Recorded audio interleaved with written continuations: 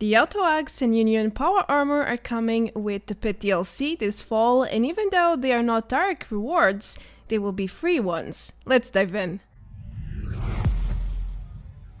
Hello everyone, welcome back to another Fallout 76 video. In this item review, I'm going to showcase and test two new gear pieces getting introduced with Expeditions the Pitt. I'm talking about the iconic Auto Axe and the Union Power Armor, of course. Both coming with a new DLC scheduled for September 2022, at least according to the latest community calendar. So it's not too far off anymore. Now, how can you unlock the new gear and how good or bad are they exactly? Well, that's what you are about to find out in this video. Let's begin with the new plans, shall we? The Auto Axe and the Union Power Armor are the only new gear pieces coming with the Pitt, at least that we know of so far. However, these items are not necessarily part of the Expedition's rewards or any of the attached systems, such as new missions, dailies, or even Giuseppe's plans, a new NPC who will sell new stuff in exchange for stamps. In the end, this vendor sells Expedition rewards, but you will not find the Auto Axe and the Union Power Armor as part of any of that. And that's because Bethesda is planning to add them as rewards for Season 10, Red Rocket City of Steel. The game files do not lie, so that's how we know it's going to be this way.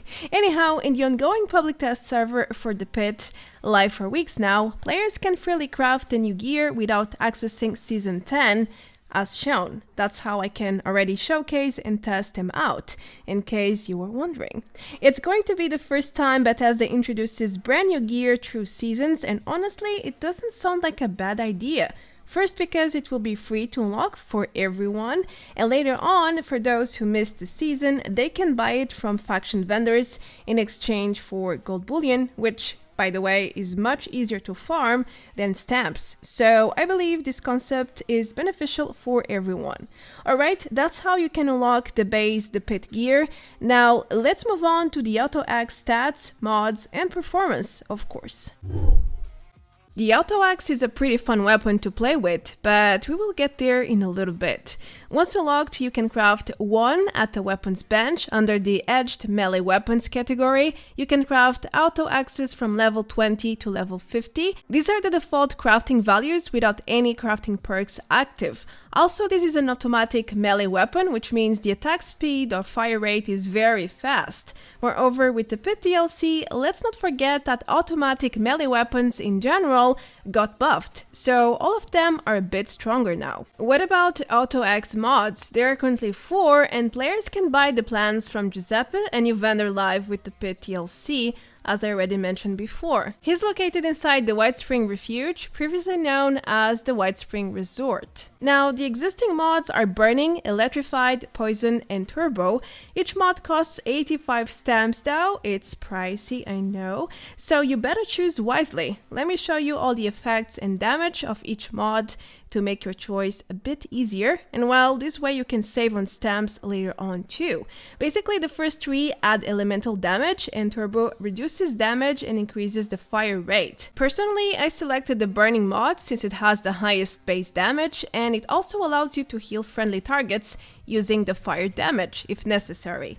Moving forward, you cannot drop the Auto Axe, but you can obviously turn it into legendary as per usual with most gear in 76 now. In terms of perks, this is a 2-hand melee weapon, so don't forget to equip the Slugger perks under Strength. And other melee perks such as Martial Artist and Incisor, these also help a lot.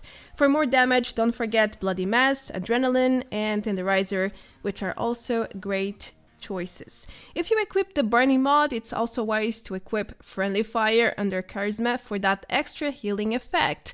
Lastly, if you want to use the Auto Axe effectively, it's a good idea to get the Twisted Muscles mutation. That extra 25% melee damage really makes a difference. Okay then, with the basics in mind, let's proceed to some damage tests. So I crafted this lovely Bloodied auto axe with 40% swing speed and changed my build to a proper melee one using the advised perks in the previous point. I ended up with an average of 200 damage using the flaming mod as shown and tested outside of a team, which means my damage can be even higher under normal circumstances. I also used no foods or buffs. Anyway, the results were surprising, to say the least, and in a very good way. The auto axe is a beast, but I don't expect you to blindly believe me, so let's get into action. I started with low expectations, fighting ghouls and raiders, but they did not stand a chance. Not really. They melted to the touch of my blade. It was literally too easy, so I moved to super mutants, and well, they did not stand a chance either. They were just going down as soon as I approached them. At this point, I realized Bethesda finally added a decent endgame weapon worth using after a long while. Anyway, I switched to some creatures. Bugs just disintegrate. Even scorpions, which are normally tougher to kill, they go down super fast against the auto axe. The Murloc family is also not much of a challenge. Even 3-star legendaries, look at that HP bar, dropping in a blink of an eye. Now, the queen is another story. They are like elite enemies, but I also managed to kill one rather quickly using a little trick, which involves jumping around her while doing damage non-stop. It just works. It just works really well for whatever reason. Anyway, death claws also don't pose much of a threat. This big guy here knew what was coming for him. No surprise he ran away. Lastly, I fought this behemoth, and well, the auto axe is just a beast, guys. I can only imagine it will deal insane amounts of damage to bosses since it deals constant auto hits with a relatively high damage and insane speed, non-stop all the time. So if you have someone tanking, it's going to be ideal for you to DPS and deal insane amounts of damage in very short amounts of time. Yep, the auto axe is totally endgame material, especially if you enjoy playing with melee weapons. Well, the auto axe is a great weapon, there is no denying, but there is a huge con or a major bug attached to it. Sometimes when you click hit, the weapon doesn't fully react, as in the attack sound will play and the mod effects will display too, but it will not deal any damage to targets, as it happened to me in this fight. The wolf came straight into me, I clicked attack, but no damage came out of the auto axe, even though I heard it working. Now, this bug can easily get you killed since you'll just stand there taking free damage instead of killing your target as it's supposed to happen, so it's really no fun when it happens. The good news is that during almost 2 hours of damage testing, I only faced this bug like 2 or 3 times, so hopefully this is not a very common thing. Still, I wanted to mention it here to let you know it exists and it could perfectly affect you sooner or later. Before we move on to the Union Power Armor, I want to share a few tricks I discovered while testing the auto axe, which will definitely increase your weapon's performance. The first trick is to activate your weapon before you reach the target. The auto axe takes like a second to fully work, so if you don't pull the trigger beforehand, your chances to get hit are much higher. This way you can kill enemies before they can get close enough to hit you, so it's pretty handy. The second trick is to move a lot or even flip around in circles, always with the auto axe directed to enemies. This trick works exceptionally well when you are surrounded, as it happened here. Third, avoid getting hit, since it will interrupt your auto axe and delay your damage output. Lastly, when facing tough enemies like a Murloc Queen or a Behemoth, make sure to jump around them and hit them on the sides and back, always denying or avoiding the front. This way it's hard for them to hit you, which will allow you to do continuous damage all the time until they are dead. If you use all these tricks together, I can assure you that the auto axe and other auto weapons really will perform much better no matter the context. You are welcome, by the way. Okay, now it's time to flip the page and go over the new Union Power Armor, a new set that looks pretty good appearance-wise. It comes with this steel rusty default paint, but when it comes to stats, well, that's another story. It definitely makes you think twice. We will get there in the next point. For now, let's focus on the fact that this is a new free power armor, so just by that, it's a great thing. I think these stats are wonderful, especially for new characters or returning players who might have missed or not unlocked some of the best power armor sets in game, like the Strangler Heart. When it comes to mods though, there's over a dozen of Union power armor mods at Giuseppe, the new Expeditions vendor located near the Nuka-Cola vendor inside the White Spring Resort. However, these mods are super expensive, so it's best to buy only what you really need. Lastly, just like the other power armor sets, you can easily turn them into legendary pieces. There's no difference here. However, as a reward item unlocked from seasons, it will be the same as Atomic Shop stuff, which means you are not allowed to drop it. No selling, no trading, nothing. It's yours and only yours. Keep that in mind. Now, I could speak wonders about Union Power Armor since it's new gear from the pit. Just that alone makes it sound exciting, right? But hey, I prefer the honest reality type of approach. So here we go. No sugar candy, I promise. Now, don't get me wrong, this is not the worst power armor set ever, but it's far from being close to the most popular sets. As you can see in the footage, the Union Power Armor has a really good physical defense, probably the best so far.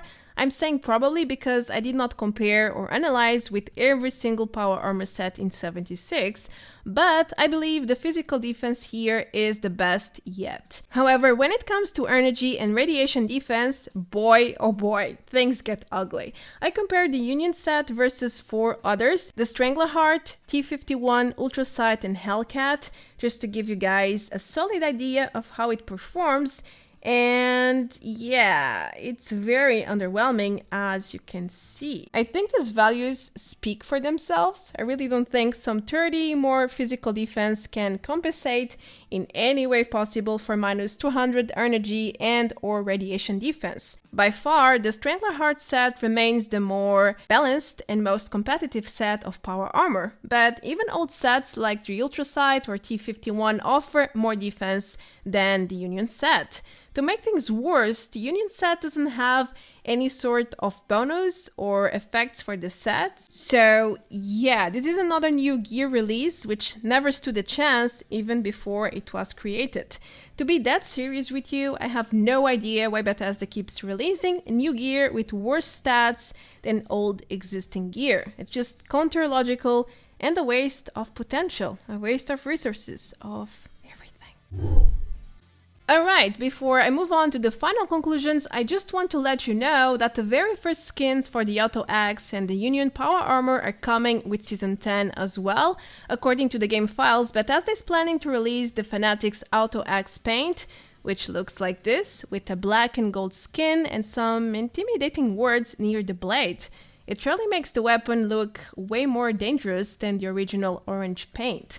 As for the Union Power Armor, there are 2 skins planned to go live with Season 10, the Ignition and the Bare Rusted Steel. Now the first one, the Ignition, has already been data mined. It's a plain black paint with some brown strips, as you can see. As for the second skin, it's not yet added to the files, there is no texture or model, but by the name we can only imagine it will be a retexture of the original rusted steel paint.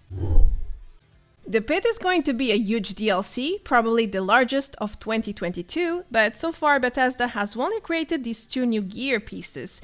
It's true that more could be on the way with the second mission for the Pit, but I wonder if that will happen in the first place. Secondly, if it does, will it be decent endgame gear like the Auto Axe, or will it be more new gear which can't even compete with existing stuff like the Union Power Armor?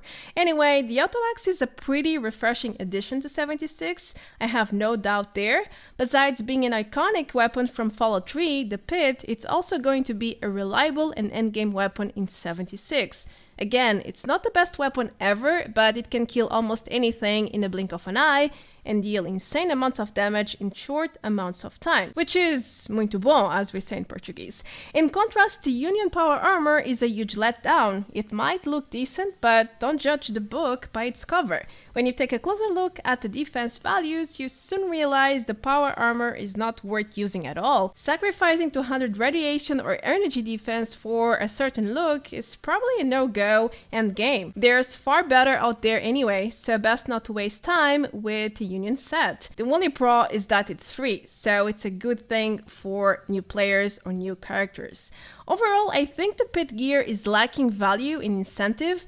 Hopefully the second mission rewards will change that, otherwise we will be farming for cosmetics, and that's a bit senseless considering the astronomical stamp values we need to unlock the new Pitt rewards. Feel free to check my other video here to learn more about the new plans and the time needed to farm everything released so far. As for new gear, I think Bethesda really needs to rethink their strategy here. This trend has been going on for ages, and in the end, why would players want to farm or even equip such new gear when there's plenty of better choices already, when their old gear is probably better right now?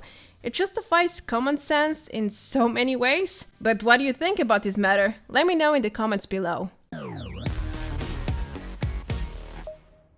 Finally, to wrap things up, I think the Auto Axe is with no doubt a positive addition to 76, but it's a very selective reward, so I'm not so sure it will make the majority of players happy, judging on how unpopular melee builds have become over time. Let's not even mention the new Power Armor. I'm fairly sure even the most devoted Power Armor fans will feel upset after analyzing these stats. So in the end, Bethesda is releasing a new system with new missions, new lore, new NPCs, new everything, but they are skipping the new gear rewards part. Big time.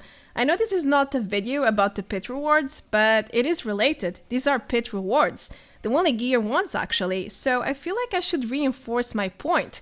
If Bethesda wants this DLC to work, to succeed, they need to change a lot of things, yes, but one of them is definitely rewards. They need to create incentive for farming expeditions, which is a long dungeon-like system.